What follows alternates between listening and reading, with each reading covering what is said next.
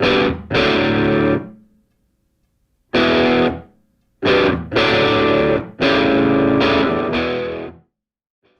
what's up, guys? It's John here from the REI Contractor Show. I have a special guest on today, and I'm looking forward to this conversation that I have 12 times a day. This is Scott Zandbergen. Scott Zandbergen is a real estate investor. He's got quite the portfolio. I'll let him tell you about that. Scott and I have been working together for a few years now. Yeah. He's one of my favorite yet pain in the ass clients, and Terms of endearment. Nice. terms of endearment, exactly. When he calls you, said, I'd like to duplex my house for 25 grand, and this is why you have to have a good relationship, so you can tell him that's not going to happen. But thanks for being on, Scott. I appreciate your time for the third time today. And so introduce yourself. Well, thank you for having me. I don't think I spoke to you 3 times today. I think it's maybe twice. So actually, this is the 3rd time. You're right. So my name is Scott Zandbergen. Like John, I'm a fellow Dutchman, which means we tend to agree on things like being frugal. I eat cheap. Let's see. So I've been doing buying real estate investment properties since about early 2014. Took the plunge and haven't looked back. So just kept on growing the portfolio and having a lot of fun along the way. So let's see, like I said, started in 2014. I left my corporate job in 2020. So just at the very beginning of when this whole COVID fun stuff happened. Worst decision ever. No, it's gonna be a great decision. So John only says that because why? Now I can't buy more. You can't buy more duplexes. Yeah, that's just a temporary problem. We'll solve that eventually. So, so for now, getting mortgages is a little challenging, but that's not going to slow me down from still doing projects and doing acquisitions and maybe some more flips, things like that. So that's what we're working on. But yeah, beautiful. Yeah. So Scott, how many properties do you have now? So I'm sitting on I think 11 right now. So we were just chatting beforehand, and I actually sold a few over the last little while. So when I started investing, I focused on buying single family homes because they were the easiest, and that's where a lot of people start. And you get one tenant in there, and the tenant takes care of all the utilities. You never hear from them. They treat the house like it's their own. And so did that and held several properties that were single family homes for 5 years. And at the end of that 5-year term, right when the mortgage renewals were all coming due, I took a look at what those properties were worth in the market and was pleasantly surprised that they had grown substantially in value. And so I sold them because in parallel, I had started doing some duplex work in around 2017, I think it was, when we first started doing the duplexing. And so when the opportunity came up to get rid of the single family homes, it was like another injection of capital that I could use to move the duplex projects that much faster along. So anyways, got rid of those single family homes, and now I'm just sitting on duplexes. There's one that has potential to we're working on right now. It could be a triplex. We're just going through the designs right now. So whether it lands at a triplex or a duplex still remains to be seen. It could even be a fourplex if we got really creative. So yeah, lots on the go. Well, let's tell the truth about that one now. So we've been working together on this one for about 2 months, and we've changed the design about 6 times. And yeah, okay. So you're you do like to exaggerate like me a little bit, I see. So it was just over a month. We closed on that property a month ago, and so this was when we bought wholesale. It's a big house. It's a 2.5 story on the Hamilton Mountain, and lots of square footage, and there's room for a 3rd unit right in the loft or the attic of this place. And so that's why we were thinking of maybe doing it as a triplex, but there's just been a lot of little curveballs thrown at us as we've been going through the design process. We realized that, well, it's zoned right now for up to 2 units. So that's the way we can get it done quickly with the city, get it permitted.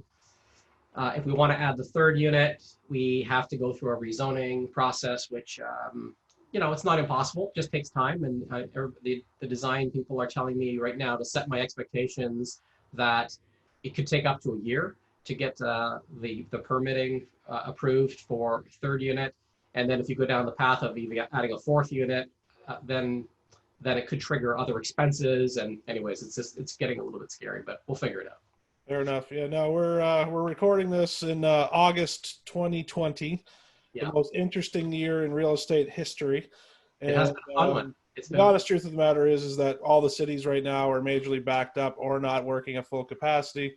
I have some duplex permits that should be normally 3 to 4 weeks tops. We're sitting at 8, 9, 10 weeks, and we still don't have permits from the city. So, it's painful, especially when you're sorry to cut you off, but just oh, that's all right. it's fresh in my mind here, right? Because on this one specifically, so it's been 5 weeks now, maybe almost 6 since we bought it, and we bought it with using private funds, right? So we have a private lender that put the first mortgage on the place, and that's not insignificant when you're looking at the amount of interest you're paying, right? So every month you have to hold the property is like an extra, big interest payment you have to make.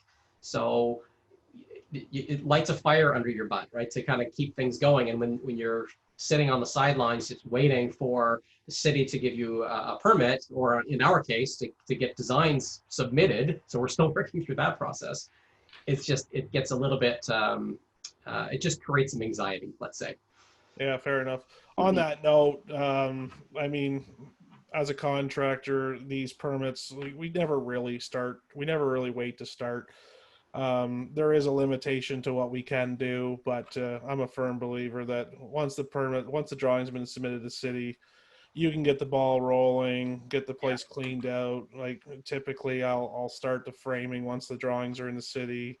I'll start some rough-ins, and then we usually have the permit by then, or we're gonna have to wait. Like currently right now I have one project that we're completely roughed in. I can't go any further, but it's just interesting times we live in. What are we going to do about it, right? So all we can do is do our best. But as an investor, when you're analyzing all this, it certainly would be disconcerting. Yeah. It just adds to what is already, being an investor can be a little stressful at times. Like when you get a lot of moving parts and you're relying on lots of people to get lots of pieces of the puzzle put in place for you. And then to your point though, is like when things come along that are just out of your control and you're just waiting, it just adds to it, right? And then you just have to kind of, it is what it is, and you do what you can to kind of keep the process moving forward. So we got the place demoed, we're ready to go, and now we just kind of we just wait and we shop for other real estate in the meantime. That's my favorite thing about you, Scott.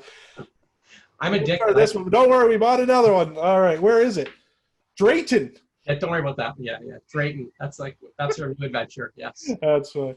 All right, so we're gonna move on. This show is we talk a lot about duplex on the show, and Scott is he's not tooting his own horn here, but he's known as the duplex king of Welland. So Scott did 5 duplexes in a span about a year and a half in Welland, I believe it was. Yeah, maybe a little less than that, I think. So we did 4 in 12, or 4 in maybe 10 or 11 months, and one was just before that, right? Yeah. So, but there was a point in time when, all the final 4 were kind of all in various stages of construction and marketing for tenants and all of that. So it was fun because I could drive out to Welland and kind of be efficient and show a couple different units and check on another one, see how they're coming along. So they're all great properties now. They're all done. They're all rented. They're all cash flowing, really awesome. So yeah, good properties. Again, Scott lives in the GTA and he drives to Welland 3 days a week, 4 days a week to get tenant fillings done. He's a brave man. Yeah, I live on the west end of the GTA, so I'm in Georgetown, right? So to get from Georgetown to Welland, door to door to a property would be I'll hop on the 407 like an hour and 15 minutes. Right, so it's not that bad. You put a lot of miles on the car last year. People commute further for work every single day back and forth than that. And I guess I did throw a lot of miles on. So especially in that time when they were starting to become available, and I'm always very keen on getting the properties ready to show before they're done. So, I'm well aware. Yes, so I'll show up and they're still putting up, they're sanding their They're demoing the place. Hey, can I come show it this weekend? not that early, but yeah, so I do like to go when it's still kind of rough and show what the vision's going to be, because I think that if you're going to find a good tenant, they need to give notice where they're currently moving from. So the best tenants are the ones that are shopping 60 days in advance for a new place, right? The worst ones are the ones that come to you and say, I like it, can I move in next week, kind of thing. So, and I've taken some of those too, just to be clear, but the best ones are the ones that are way more proactive and that are working with their landlord and giving proper notice before they move to the next one. So as a result, I like to start early because I don't want to have a property sitting there that's beautiful and shiny and clean and vacant for 3 months. Forget that. I want it filled as we're getting the final occupancy permits and all that. So fair enough. Yeah. So this show is going to be about analyzing a duplex conversion from an investor standpoint, and obviously this is a renovation and contractor point of view. But I do want you to share your strategies and numbers. So my first question to you is, and I know it's changed a few times over the last few years, but your strategies especially when it comes to duplex conversions. So the strategy is the duplex conversion, first of all, right? Or secondary suites. Sorry, what I meant by that was what I like to refer to is, like, are you going for cash flow? Are you going for the BRRRR? Are you going for sale? And I know it's changed 2 times in the last 3 years, but I mean, I guess I'll tell the first part is, I know when we first met, you were after all the cash flow you can get so you can replace your income. Yes. Absolutely. And I believe in the last 6 months, it's switched to more of the BRRRR model. Yes, yeah, because you're right. I was 100% focused, laser focused on cash flow, because I wanted to get to a point where I wouldn't be, relying on my T4 income from my employer forever, right? So I had a great corporate career, 23 years in one industry, and then a few years prior to that in other industries. But, rose the ladder, climbed the ladder, did well, but when you're getting a good salary from an employer, you start to become very reliant on that salary, right? And so when you think about how am I going to replace that, well, I got to do it with cash flow. That's going to take a long time. So you start to then look at your spending and how can you rein things in a little bit, and how much cash do I actually need coming in to get me to where I want to be. And then so I just kind of reverse engineered my strategy into, I need X amount of dollars in order to live comfortably with my family of 4. And so yeah, so when we were shopping for properties that we could duplex, it was all around, what's the purchase price going to be, how much is going to cost me to renovate this thing, and most importantly, what can I collect and rent, and can I get the tenants to cover all of the utilities, because that's going to help with my cash flow. Is there an extra garage I can rent on top of the units? Like, those are the kinds of things I would always be looking for, so that I can maximize cash flow. Now, to be honest, to be clear, I don't want you to get the impression that I'm gouging or overpricing units or anything like that. I'm not. I do tend to price my units at the top of the market in order to attract the type of tenant profile that I'm looking for. But I think it's good value. Let me interrupt there. Scott, again, no one put that innuation in there, but Scott also renovates his place to the top of the market, so it justifies it. He's not a slumlord by any means. Thank you. Wow, that's a compliment. That's the nicest thing I'll ever say about him, but it's true. The places were always renovated top notch. Yeah, and I think that, so after doing 1 or 2 like that, and having the opportunity to then show the units to prospects coming through, like, it's a delight, like, to see what the tenants are seeing relative to other properties that they've walked through in their little, hey, I'm looking for a new apartment, and maybe they are checking out a couple of, slummy buildings or something that, a unit that hasn't been renovated in 20 years. And it's got ugly parquet flooring and, brown cabinets and really crappy countertops. I don't know, right? And then they walk into one of the units that we renovated, and it's all very modern, light gray and whites, pot lights, so very, very bright. and stainless appliances, laundry in the units, and it just like people see that and they're like, they just love it right away, right? Now I will say that that's kind of that was my advantage when we first started doing them in Welland. But it got harder as time went on because I wasn't the only guy in town doing that anymore. So suddenly, suddenly there were a lot of people that had nice units to show. So, and then it became more of a getting to know the other investors in Welland that are doing it, so we could share notes on, you know, hey, have you had these guys come take a look at your place yet, and what are you charging for rent, that kind of stuff. So. Yeah. So on that note, when Scott first started doing the duplexes, I think he was one of the first in the entire area, because when we were applying for permit on Scott's first place, the permit came in 3 business days. That doesn't happen anymore.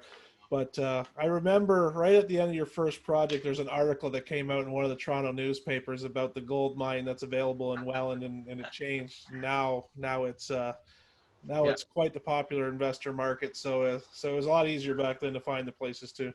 And now, of course, like the properties that we were quite happy to buy, you know, so the properties I bought in Welland were all, the price points were, the lowest was 320, the highest was 370. And they were all kind of similar type of, you know, 1950s, maybe somewhere in the early 60s, brick bungalows, and, you know, 1,100 square feet on the main floor, good footprint in the basement with enough headroom. I was quite happy paying that price point, even though at the time you're like, oh my goodness, what am I paying $350 for? I specifically remember talking to a neighbor next door at one of the houses I just paid $345 for. And he was like, holy smokes, you paid $345 for this house? I bought the house next door for $180, he tells me. And of course, that was, you know, 5 years ago or something. So he was just stunned that the prices were, you know, I paid $345 for this one. And that's probably the biggest duplex I have. Like, it's like almost 1,500 square feet on the main level. But now, like since then, I've been just, you know, I had some offers in, and they're all going well over 400 for properties that need a lot of work on the main level. Forget about the basement duplex or the basement suite. They need a full gut on the main floor as well, because it's, you know, grandma's house, and, you know, might be an estate sale, and people are tripping over each other, putting offers in and paying over ask. So it's amazing how the market just continues to grow. And I mean, I think it's been an exceptional time period going through the last couple of months with COVID, and how the market is just on fire right now. And it certainly applies in the Niagara region. So. Yeah, Welland has gone up in value at least $75K in 2 years. So it's insane. Like, we're recording this to now, I think you can purchase homes in St. Catharines now cheaper than Welland. And 2 years ago, there was a $50,000, $60,000, $70,000 differential. So it's amazing what's happened there. But now I guess my next question to you is, running your numbers on a duplex, and I guess I'm more going to ask you more on a renovation factor. But please share when you're analyzing your numbers, even when purchasing and renos. So your question is how I run my numbers? Yeah, so how do you run your numbers? If you go to look at a property, you know the place is you're going to do a duplex conversion, you know you're going to renovate the main floor, but you got to, I guess it all depends on the strategy you're running to, but I guess start with your cash flow strategy and go from there. Yeah, so I mean, like, I'm obviously looking at what the total dollars invested are going to be. So what's my down payment requirement? What's the renovation budget going to look like? And it's not just, you know, when the renovation budget or quote comes in, you got to start looking at, there's oftentimes things over and above, like, you know, you got to think about, oh, I'm going to need 2 sets of appliances in this place. I'm going to need to do something with the driveway. Maybe it needs to be widened. There's just little things like that you have to always put in your slush fund and to plan for that.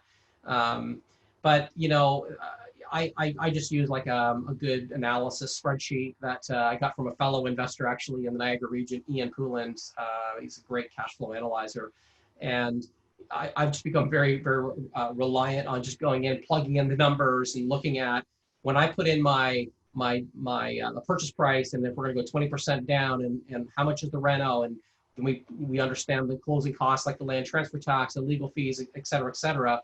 What I want to look at is what is the estimated appraised value going to be on the back end, or the ARV. And when I know that, and so because I've done a few of them now, I kind of got a feel for what it will be worth in Welland. Most people are seeing close to 500,000 now on a final legal duplex. Then you just can kind of work your numbers and realize, well, what am I going to end up leaving in the deal, right? So, and in my experience, in Welland, you are leaving some money in the deal because the lift in value isn't significant enough after doing the duplex to be able to pull all your money out. Sometimes the people refer to that as the perfect burr. So you do end up leaving a chunk of cash in to the property. And I mean, as long as you know that going in, and that you don't want to be surprised by that at the end, right? Because if you're buying a property and thinking that you're going to put a $100,000 renovation in it, and you put a $60,000 down payment in or whatever, and you think that after 4 months you're going to get that whole chunk of coin back in your pocket, and you don't, well then that can destroy you, right? So you have to know going in that I'm okay with leaving 70 grand in this property, for example. Like, and it's not going to be forever. It might be that I'm going to wait 2 years and I'm going to refi again because maybe the market's going to go up in value. Maybe maybe I'm getting better rents and I'm making a stronger case now to the next time I do an appraisal. But I always say, it's not like you only have one shot at the refi to get your value where you want it to be. You can refi multiple times. And I've done that on a few properties now, right? Where I've got a refi in, I'm like, yeah, it's not bad, I'll take it. I get some cash back from the lender. And then I do it again a year later, right? And then I get like, here comes another 50K kind of thing. So that's the way I've always looked at it. But the point I'm making is you got to know upfront what you're okay with leaving locked in that deal, because you can't assume that you're going to get every dollar back out of it again. And if you need every dollar back out in order to continue growing, well then you're going to have to find a different deal perhaps, or a different market where that will work, right? And that leads into my next question is markets. I know a couple markets you work in. I know you started in the Hamilton market and moved your way onto the Welland market, but I guess my opinion is like the burr is going to work a lot better in a market like Hamilton or Brantford that's got more comps compared to Welland. But Welland, I know you were doing excellent with cash flow. So that's right. When you're analyzing your markets, talk about that. Yeah, well, so you're right. So like my mindset has shifted a little bit to more of now I'm less focused on. I mean, cash flow still is king to me. Like I still want to have every property I invest in needs to cash flow, have positive cash flow. If it doesn't, I will not touch it. But I'm not necessarily, my bar isn't the same as it once was, right? So before, when I'm looking at a duplex and I'm like, I need at least $800 a month cash flow in every one we do, and maybe 1,000 if we can push it. I'm okay with less now because I've kind of gotten to the point where I have enough cash flow coming in that's servicing the properties, providing income to me, so that I'm also now looking at more of a longer term, like more of a wealth play. So I want to grow the value over time. And when you're using the burr strategy and you're going for a higher financing or higher mortgage at the end of the project, well, that's going to hurt your cash flow, obviously, because your financing costs are higher. But as long as it still carries the cost of holding the property, then it's good, right? And then because you're now looking at that as like maybe a 5-year term, and you're going to recycle that out after 5 years and maybe sell it or maybe refi it again or whatever options available at that time. And so, yeah, like markets like Hamilton, you're generally going to get bigger lifts in value in that market because there are tons of good comps out there, right? So people are selling their legal duplexes. I just did an appraisal on one of my duplexes that was done back in 2017 on the East Hamilton Mountain. I refied it 2 years ago. It refied at 510. I refied it 2 weeks ago and it came in at 630. So you can just see, like, it just keeps giving you the opportunity to go back and do it again and again and again. So Hamilton's growing like gangbusters, right? So it is easier to pull more and more of your cash out. Welland will get there, right? Because as more investors are doing the duplex conversion strategy in that market, what inevitably will happen is that there will be some people that will eventually start to sell them off, right? Which will create more comps in the market that the appraisers can look at when they come look at one of our finished properties. Because I'll tell you, like, I had a very disappointing appraisal in, I think it was February, in Welland, where the the appraiser looked at the property. It was a legal duplex. I walked him through it. I brought the package of information. I had all my comps that I was armed with. I brought all of the invoices for all the work that we did, showing how much money we invested in making this place legal and safe and amazing. I showed him the leases to show how much rent we're getting, which was like really, really good rents. And then he came back, 2 days later and said, well, here's your value. And it was like 435. And I thought for sure it would be 500 easily. I think this was in 2020. And he proceeds to tell me why he praised it at 435. And it was because the comps that he used were all just like single family homes that haven't been, and they were all a little bit, let's say renovated in the 80s and 90s. So it has so much to do with like what the comps are on the market, but a lot also to do with the appraiser himself. Yeah. So in those situations, you can certainly go to the lender and say, you know what, send me a different appraiser. I want to try that over again. And I've done that before too. In this case, I didn't. I was kind of running out of time for various things. And I just said, fine, I'll take it. And I moved on, and I just added a HELOC to that property, knowing that I would probably just go back and do it again in a matter of time. Yeah, it makes sense. Yeah. That was a lot of information in a short period of time. So everyone was great. All right, so now we get into my mind is full of things, all things Welland right now. But anyways, yeah. So back into my realm. So when you're running to walk a property for your interesting thing, what factors and what goes to your mind in running your analysis on deciding the extent of the renovations? Normally a duplex conversion, you're going to have to do the whole basement. We have an approximate cost for that. When you're analyzing like main floors, or you're going to do exterior work, what's going through your head on that?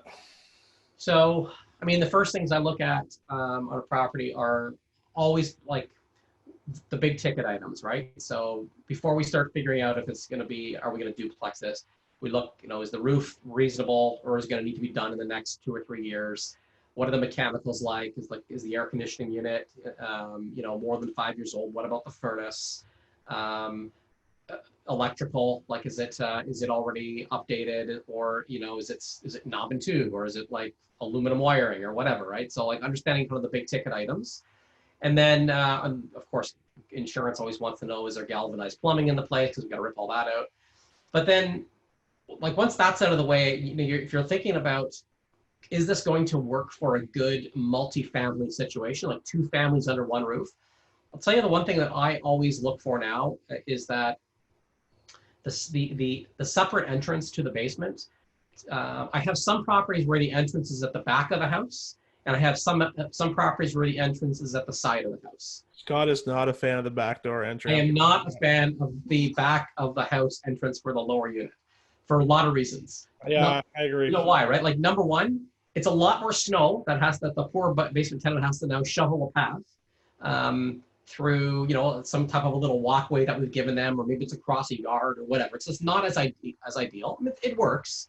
But the other thing is, I have one property, actually 2, where the doors at the back of the house, and the tenants have to walk right past like a nice big living room window to get to their door, right? So the living room window from the upper unit. So your basement tenants are always kind of walking around.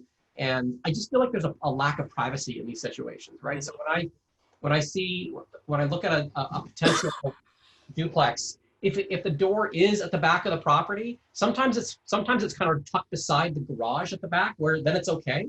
But if it's one of these ones that's dead center of the bungalow, but in the backyard, and they got to walk past windows, a bathroom window, a bedroom window, I don't like that. I mean, it's not a showstopper for me, but it's not my favorite. I love having the door right off the driveway, right? Yeah. I mean, we've also had, friends in the area do them in the area, and they end up splitting the backyard with a fence, so they get the privacy with their back door entrances and stuff like that, and security lighting and stuff like that. So it's not the end of the world when you have the back door. No, it's not. It's just a consideration. It's definitely more ideal when you have the side door entrance. Yeah. So there's that, and then of course, then the other thing is right away, like you're looking at what's the basement look like. I love when you go to you're checking out like a few different properties. If you're shopping with a couple of different investors, you'll always know you're with investors, because people walk in the house and they ignore the main floor. They go right in the basement, right? They're like, everybody's checking out the ceiling heights. Where are the ducts running? Is there any beam we have to worry about? and so it's that the ceiling height really matters a lot, but really paying attention to the ceiling height going down the stairwell. I've got one where it's a little bit tight going through the stairwell. It's still past all the permits, but it's just a little bit uncomfortable, right? Like if you were like 6'1", going down the stairs, you'd whack your head, for example, which makes it a problem for bringing in bigger pieces of furniture and blah blah blah, right? And I guess the other thing that I like to look for is the windows that are down there. Like, so is there an opportunity to have lots of natural light?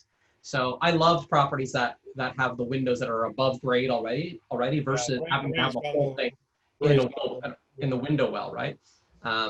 You can do it. You can always add the big windows by putting a window well in. It's nicer though when you don't have that. Yeah, no. Yeah. They call those raised bungalows, and they're rare, but man, do they make beautiful basement suites. Yeah. They make beautiful basement suites. And I mean, one of your last properties that you did there, I remember we actually relocated whole furnaces to the other side of the house to make sure we have nice head house and put beams in. And tell you the honest truth, on the scope of a project and expense, it was actually very minimal. Yeah. So it wouldn't scare me away too much. But I mean, for a quick rule of thumb, you want to see a minimum of 6'5" head clearance at the lowest point. You want about an average of 6'11". Now that depends on the city, because in like the city of Hamilton, for example, 6'1's the minimum. They go off the national building code, but that's where kind of your contractor team, your designer team, that's not really your investor's job to know. But when you're analyzing a property, that's a good thing to do. Now, Scott's going and saying all that stuff, and I don't think the last 3 houses he even saw before closing date, so let's not let him bull every too much. But that's where you need a power team, and they call it in this industry. Yeah, that's true. I did get into the habit of, let's see, did we see them? So we bought them, a lot of times we bought firm. No, it was firm financing, but we had like a walkthrough inspection condition in there. And that would be the first time that I would sometimes see it. So right. The realtor would walk through. Sometimes we do a FaceTime call, like, you were on FaceTime, I was on FaceTime, realtor's on FaceTime, we're walking through the property, and we'll say, yeah, let's throw in the offer right now. And we'll say, hey, we'll waive our condition in 24 hours if we can do a walkthrough tomorrow. And that's when we just do the final check on, can we make this thing duplexable, and then firm up quickly. So, but on a serious note, I mean, the way the real estate market's been, that's how you're going to get ahead. You're going to need a team, because I mean, if you would have waited 3-4 days, more than likely those properties weren't going to be available. So yeah, it's a weird. Well, today, if I was putting an offer in right now on one in Welland or Hamilton for that matter, like there's no way I could put a condition in for an inspection. You'd have to do the inspection in advance. And for me, that's just like, let's go walk through it. Like you and I can go walk through the property. I'm putting an offer in tonight, but I want to see it. I want to walk through it right now and catch anything that look like red flags, so that I can go in confident with my offer.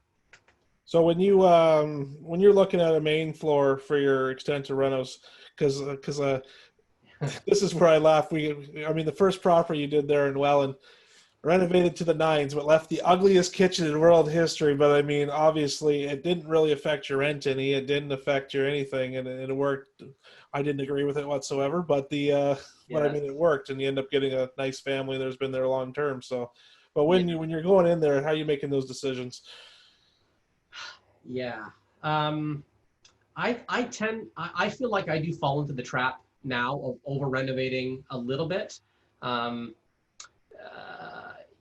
It's a balance, right? So I do like to provide a nice upper unit as well. So like the last few were new kitchens upstairs, and kitchen's not that much money, right? When you do a decent IKEA kitchen in there, it's not a ton of money. So I don't know, what is it on average? Like $8,000 maybe, something like that. 6 to 8 grand, depending on the size. Yeah. But now the only thing is, then you got to add in your appliances, so then you get some extra expense with that. Yeah. But so we have done that in the last few. Paint, floors. Most of the time, we will want to do floors in there. A lot of times, I just want to do floors because they're so damn squeaky. The original hardwood. So Scott's got a squeak obsession, but yes. So, but yeah, I think one of your properties you left the hardwood. That was the last one we did, actually. Yeah. It's hardwood, but it wasn't as squeaky as some of the other ones we've had. And so during the investigation meeting, when the realtors walk over there and don't talk, I want to listen. Walk over there, don't talk, I want to listen. But yeah, no, Yeah, I got you. So you know what? For tenant comfort, it's important because you got these people walking up and down all day long, and you don't want to hear that from the basement. So exactly. Yeah, yeah, yeah. You know what's surprising to me though is I always hear people say that the number one complaint you get when having a duplex is noise issues between upper yeah, and lower. Um, Knock on wood, I have never had one complaint about noise. Not one. yeah. You know what though? On your project, you've done slightly above the minimum code because we need a minimum code of sound rating of 50. Yeah, When you by the time you screw down those floors and you add that vinyl flooring, it's above 50. So that's probably why you're ahead of the game. But yes, it's always an issue and it's always a battle. And the yeah, problem is there's no real way to make it perfect because of the ductwork. because of ductwork. Now you can rip Yeah, the ductwork out, but I mean, this is where soundproofing alone you could spend 30, 50 grand on. And obviously, I yeah. mean, there's a bunch of techniques, and there's some guys that do what I do that that have a sound thing, and that they attack it, but it's quite costly. So, but Like the doubling up on the drywall and all double that. up on drywall. There's special wraps. There's special underpads. There's Green glue. called green glue. Yeah, But I mean, for example, a gallon of that green glue is like $700, and so you got to do the whole ceiling. So it's a constant battle. But yeah. Because I for the think most part, if you if you're gonna do that, like invest like in the really robust ceiling separation with 2 layers and all that, then I would be thinking, well, maybe we should just like separate the heating system while we're at it. exactly. I mean, that's the problem is like renovations. I deal with it daily basis. It's like it can snowball. Yeah, You do one thing, it affects the other. So, I mean, especially on investment on an REI show or an REI renovation, it is tough to draw the line, but you got to draw the line. I'll tell you like my little tip though on this too is this is not a renovation thing. This is just how you it's expectation setting, right? So when I'm putting, because I do fill my own units, I find my own tenants. I always am careful around, I tend not to put larger families in the upstairs. So if they have like 3 young kids, I'm generally going to see if I can get them in a basement unit because I don't want like little footsteps ripping up and down the hallway and annoying the downstairs people. So that's one thing. But the second thing is I always just make sure I have that conversation while they are looking at the place, like just being honest with you guys. Like this is there are 2 families living under one roof here. You're going to hear each other, right? And you're probably going to get to know each other. You're going to bump into each other in the driveways. So, you have to be comfortable with that. And so I'm just letting them know that it's not perfect, right? We do it to code. We make it safe, but it's never going to be perfect. And I don't know. I think that sometimes helps, right? So getting them started on the right foot that when they get in there, and maybe they're coming from a place that there was no sound separation, right? And so maybe this is a massive upgrade when they get into a duplex like this. So yeah. Yeah, so it's setting expectations is a good term, and then as from a contractor's point of view, setting expectations with your customer investor is also another thing, which leads me into my last topic for today, and this is an interesting one, and it's about contractors. Oh, Now, full disclosure, Scott and I work together, but Scott's also got some horror stories. So we're gonna just have a quick chat about that. How I met Scott was through a realtor investor. He bought a house in Welland, and he texted me, and I texted him back, and he was shocked by this, and I thought that was kind of confusing. I was like, "You asked me to do work. I do work," but so why don't you just do a quick little prelude of what's your experience with contractors, good, bad, and the ugly? let's see. Well, so yeah, so I worked with a few contractors. So even like when my early days investing, which is only 6 years ago, but on the east side of the city of Toronto, where I was investing in Bowmanville, Oshawa. There were some experiences where I was trying to find help on various trades, or I was basically sourcing help on my own. I was not You're working. acting as your own general. Yeah. And I did learn that it seemed to be a consistent element with the trades that I was working with, that they're not great at following up. They're not great at communicating. They're not great at even keeping the promises, right? When they say I'm gonna okay, fine, let's do it on Tuesday, and then nothing happens. Like, so that set my expectations pretty early that this is not as easy as I hoped it would be. Fast forward a few years, I'm working with working on a duplex that I have in Hamilton, and I needed to do some. Let's see. This was an illegal duplex I had, and I was trying to do a few things, like put laundry in one unit and do a little bit of separation of things. Anyways, working with a contractor, and it was painful, right? Because I was trying to get things accomplished, and like this contractor was going completely dark on me for like weeks at a time, where I'm like, I'm paying you, like I need you to respond, I need you to get done what you said you would do. And you kind of, as an investor, you get to this point where you feel like I should just cut bait right now and go somewhere else. But here's the problem: I'm already 4 weeks down this rabbit hole with this one person that's taken me thus far. I kind of get this feeling that I got to see it through now, right? I got to get them to finish what they promised, because maybe there were could have been a deposit paid, maybe the work was half done. I can't remember all the exact situation now. But anyways, long story short, this particular one went sideways on me. I did end up cutting it off because this is not working. I changed the scope of the project, ended up in a situation where I overpaid. We finally had a conversation, agreed on what the overpayment amount was, and he said, yeah, no problem, I'll give you that money back to you, sorry, whatever, it's coming back to you. Except here's what happens: that money never comes back to me, right? And now it's been over 2.5 years, something like that. No money, didn't come back to me, and contractor's gone. He basically ghosted me. So this is just the fun part here about this whole conversation. I had to bring this up. Tell them what you do every 30th of the month, Scott. Every 30th of the month. It's actually the first of the month. But so I'm pretty organized. So I do all my accounting, and actually my wife does the bookkeeping and QuickBooks Online. And every first of the month, that contractor gets an invoice from me as it's a receivable. So out it goes, and it always adds one more month of interest. So just keeps on accumulating. And in fact, here's the funny part. I don't know if I ever told you this, but I was like, I've never had to do this before. So I'm like, how much interest do you charge somebody on an overdue account? So you know what I did? I just looked at his invoices to me, and I used the exact verbiage from his invoice and the exact percentage, and I just popped that on my invoice and said, you owe me the same. It's like 2.2% or 2% a month or something crazy, right? 24% per annum. And it's growing nicely. So at some point I'll get a judgment, and then take it to collections. I don't know. We'll see. For now it's just fun.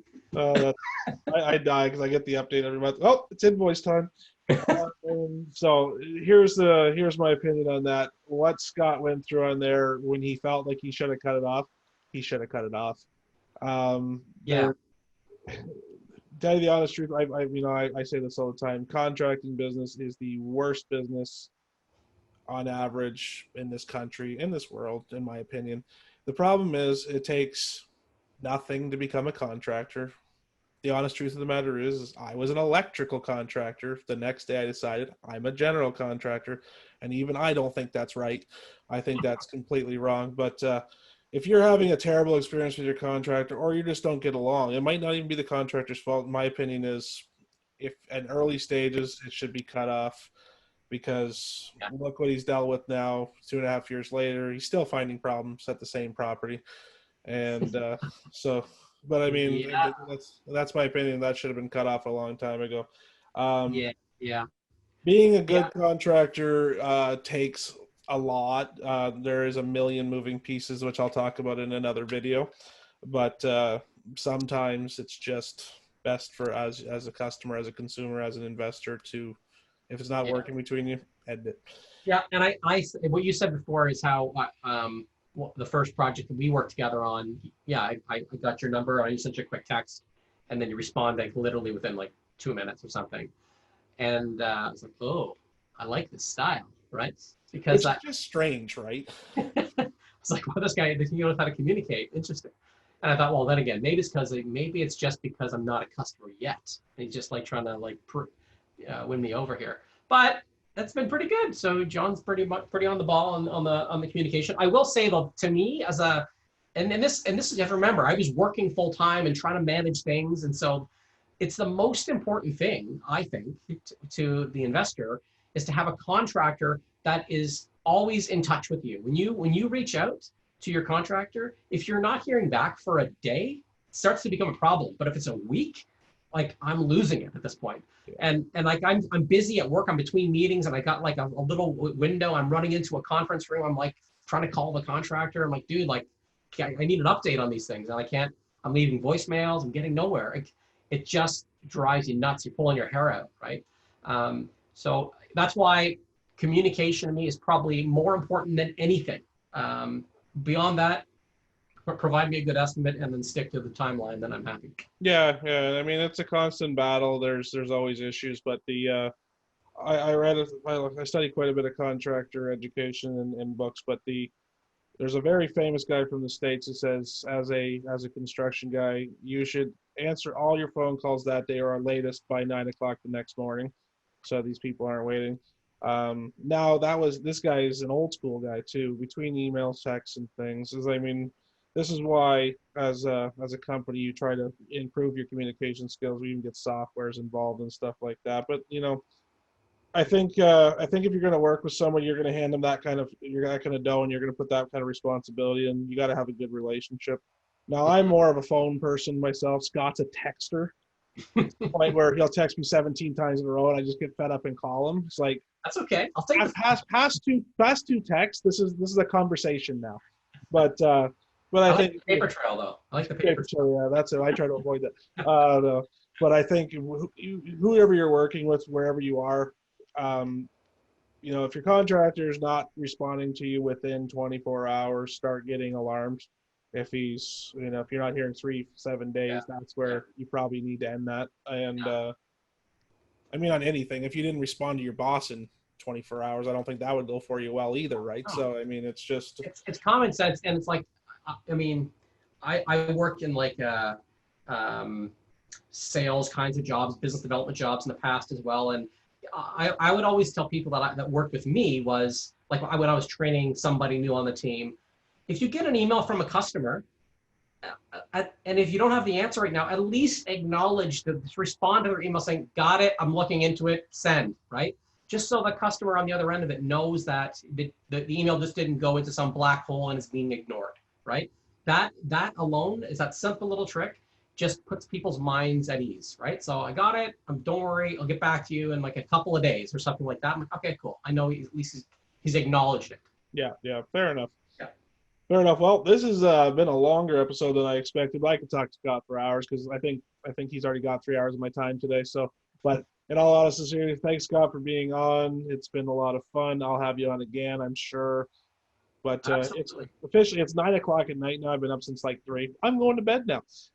So I really appreciate you coming on. If we got any questions, so I'll post we'll get the show notes posted on the thing. I'll put Scott's contact if you got any questions. He's a wealth of knowledge, and he's actually really good for younger investors to teach. And he's really willing to share his knowledge. He's a great guy. So I'm also pretty young, by the way. Don't imply that I'm an old guy.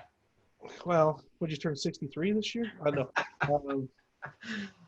Not a millennial, let's put it that way. No, I've never said this because I was pissed off about it, but congratulations on the retirement.